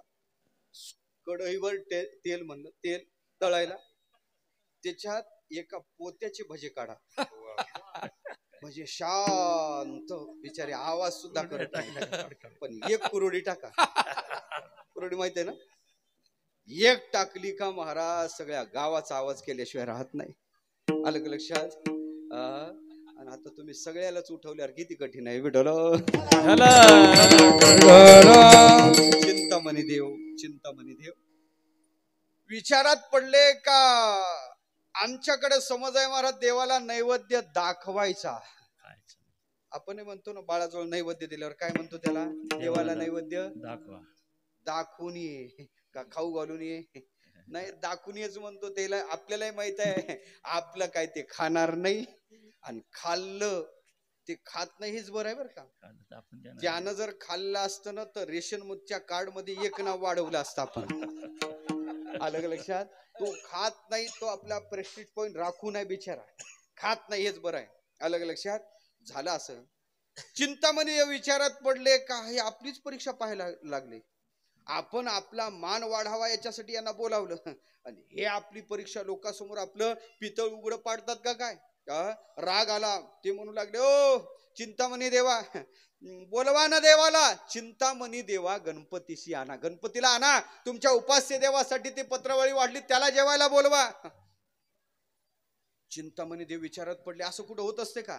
देव कुठे जेवायला येत असते का? आणि असं करता करता करता करता चिंतामणी देव विचारात पडले, आता काही खरं नाही, आपण आपलं कबूल केलं पाहिजे. चिंतामणी देवाने सांगितलं, तुकोबार आहे, आमच्यात ते सामर्थ्य नाही, एवढी खऱ्या अर्थानं आमच्या ठिकाणी थोरवी नाही. आमच्या ठिकाणी खरं पाहायचं झालं तर सुद्धा अभिमान वाढला. आम्ही देवाचे भक्त आहे, अभंगाच्या दुसऱ्या चरणात. देव म्हणते तुकया एवढे कैसे थोरी, देव म्हणे तुकया एवढी कैसी थोरी, देव म्हणते तुकया एवढी कैसी थोरी, देव म्हणे तुकया एवढी कैसी थोरी, देव म्हणते तुकया एवढी कैसी थोरी. अभिमान भितरी नागवलो, अभिमान भितरी नागवलो, देव म्हणते तुकया एवढी कैसी थोरी, देव म्हणते तुकया एवढी कैसी थोरी. चिंतामणी देवाला ज्यावेळेस गणपतीला पाचारा, त्याच्यासाठी ती पत्रवाळी केली. असं तुकोबार म्हणल्यानंतर चिंतामणी देवाला तुकोबाराचा अधिकार लक्षात आला. त्याने सांगितलं, महाराज खरं सांगू का, आमच्याकडे एवढा थोरी म्हणजे मोठेपणा. देव म्हणे तुकया एवढी कैसी थोरी, आमचं एवढा मोठेपणा नाही. आतापर्यंत आम्ही देवाला नैवेद्य दाखवला, आमचा देव कधीच आमच्या हाताने जेवला नाही. अभिमान भितरी नागवलो, आम्ही देवाचे भक्त म्हणून घेऊ लागलो, फक्त अभिमान धारण केला. आतापर्यंत आमचा देव कधीच जेवला नाही. तुकोबार पुन्हा म्हणू लागले, देवा अहो आणा देवाला, देवाला तुम्ही विनंती करा, देवाला प्रार्थना करा. अहो तुकोबार आहे तसं होत नाही, देव कधी जेव्हा येत नसतो. तुकोबार पुन्हा पुन्हा त्यांना म्हणू लागले. शेवटी त्यांचा युगो दुखावल्या गेला. एवढ्या लोकात पुन्हा पुन्हा पुन्हा पुन्हा मी नाही म्हणलं तरी पुन्हा पुन्हा म्हणतात. याचा अर्थ यांना आपल्याला उघड पाडायचंय. हे काय ऐकायला तयार नाही, आमचा एवढा मोठेपणा नाही, आम्ही देवाला जेवू घालत नाही हे सांगितलं तरी पुन्हा पुन्हा हे म्हणतात का? आणि हे म्हणतात का तुकोबर आहे, हे कुठं शक्य आहे का? हे शक्य आहे का? अहो तुकोबर आहे, वेळ कशाला लावता, करा चालू, देव जेवायला येत नसतो. अन्न वाढून ठेवलेलं आहे, ते शिळ अन्न होत आहे, तुम्ही आता जेवायला चालू करा. अभंगाचं 3रं चरण. वाढ वेळ झाला शिळे झाले अन्न, वाढ वेळ झाला शिळे झाले वाढ वेळ झाला शिळे झाले वाढ वेळ झाला शिळे झाले तटस्थ ब्राह्मण बैसले ते, तटस्थ ब्राह्मण बैसले ती, देव म्हणे तुकाया एवढी कैची थोरी, देव म्हणे तुकाया एवढी कैची थोरी थोरी. महाराज वेळ झाला, 12 वाजून गेले, 12 पर्यंतच होत. वाढ वेळ झाला, अन्न शिळ होत आहे, चला लवकर चला लवकर. अहो पात्रावळ्या वाढून ठेवल्या, केव्हाचं अन्न वाढून ठेवलेलं आहे, शिळ होत आहे. वाढ वेळ झाला, शिळे झाले म्हणजे कमीत कमी 3 तास हा प्रसंग चालला. शिळे झाले अन्न. तटस्थ ब्राह्मण हात धरून बसले, कधी पुंडलिक वरदा होते, कधी ताव मारतो, सगळे विचारात पडले. तटस्थ ब्राह्मण बैसले, पण सगळेजण पाहू लागले. आश्चर्याचा धक्का बसला. 2 भक्तात लागली, 2 अभपत लागल्यावर लोकांना लय आनंद होते महाराज, लोकांना आनंद होते, लोक पाहतच असतात काय होते ते पाहू. लोकांचं असंच आहे, पेटू द्या, लोकांचं पाहण्यात लय आनंद लोकांना असते. आणि झालं असं, ते एक गणपतीचे भक्त आहेत, एक विष्णूचे भक्त आहे, लागलेला आहे. पुन्हा पुन्हा तो कोबारा म्हणतात, आणाहू देवा, करा देवाला प्रार्थना, येईल गणपती बाप्पा जेवायला. तुम्हाला सांगितलं ना तुकाराम महाराज, कळत नाही तुम्हाला? अहो देव कधी जेवायला येत नसतो, करा. आणि मग मात्र त्यांचा युगो दुखावला. त्याने का हो, आमचा तर येत नाही, पण तुमचा येतो का पांडुरंग जेवायला? आमचा येत नाही, तुमचा पांडुरंग जेवायला येतो का? तुम्ही पांडुरंगाचे भक्त ना, तुमचा देव जेवायला येतो का? तुकोबारा हसले, म्हणे काय येत नाही, काय येत नाही. आणि मग बोलवा तुमच्या पांडुरंगाला जेवायला. पत्रावळी वाढलेलीच आहे ना, पत्रवाळी वाढलेली आहे, बोलवा तुमच्या पांडुरंगाला. तुकोबाराने पत्रवाळी पांडुरंगासाठी नाही वाढली, पत्रवाळी गणपतीसाठी वाढली. मी पांडुरंगाला बोलविलंय, पांडुरंग जेवायला येईल, पण पत्रवाळी कोणासाठी आहे? गणपती बाप्पासाठी वाढली. ज्याच्यासाठी वाढली, ज्याच्या हिश्श्याचा आहे त्यालाच भेटलं पाहिजे. बोलवा तुमच्या तुमच्या गणपती बाप्पाला. ते म्हणे मी नाही म्हणतो ना. ते मग बोलवा तुमच्या पांडुरंगाला. ते पत्रवाळी पांडुरंगासाठी नाही, गणपतीसाठी आहे ना.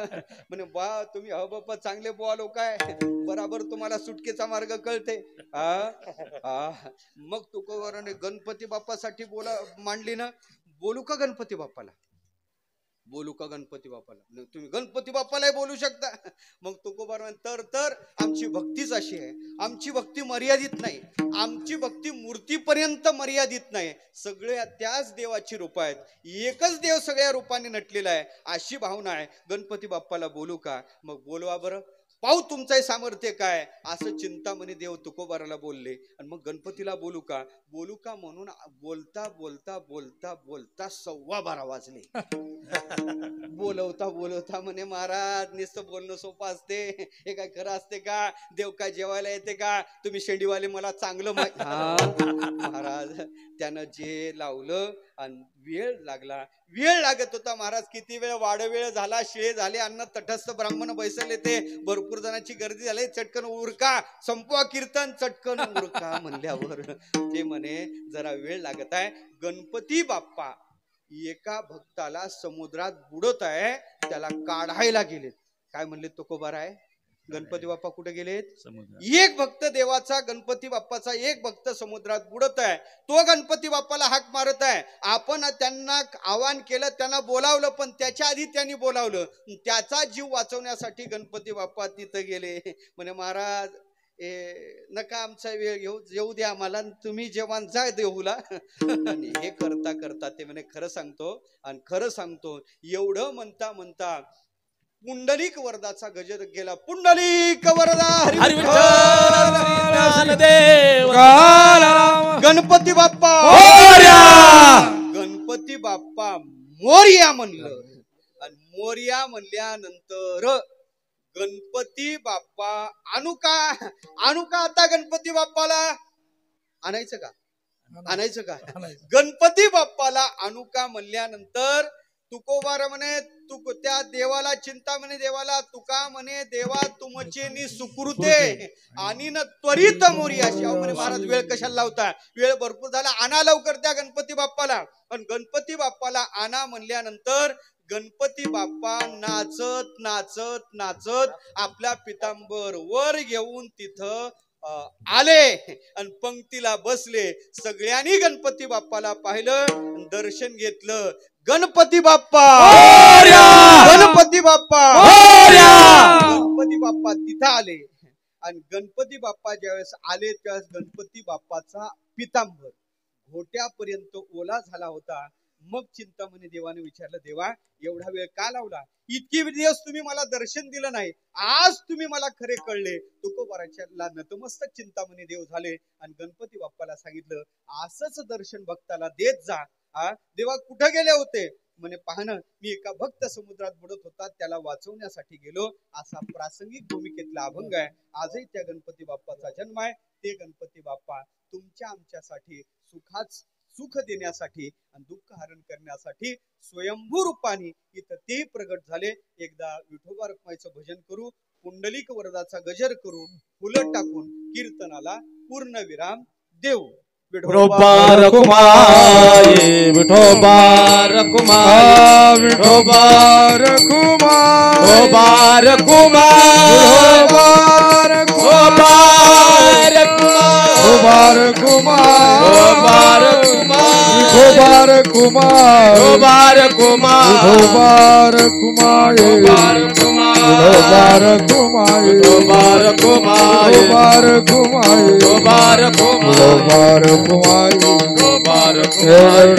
रखुमाई विठोबा रखुमाई विठोबा रखुमाई विठोबा रखुमाई विठोबा रखुमाई.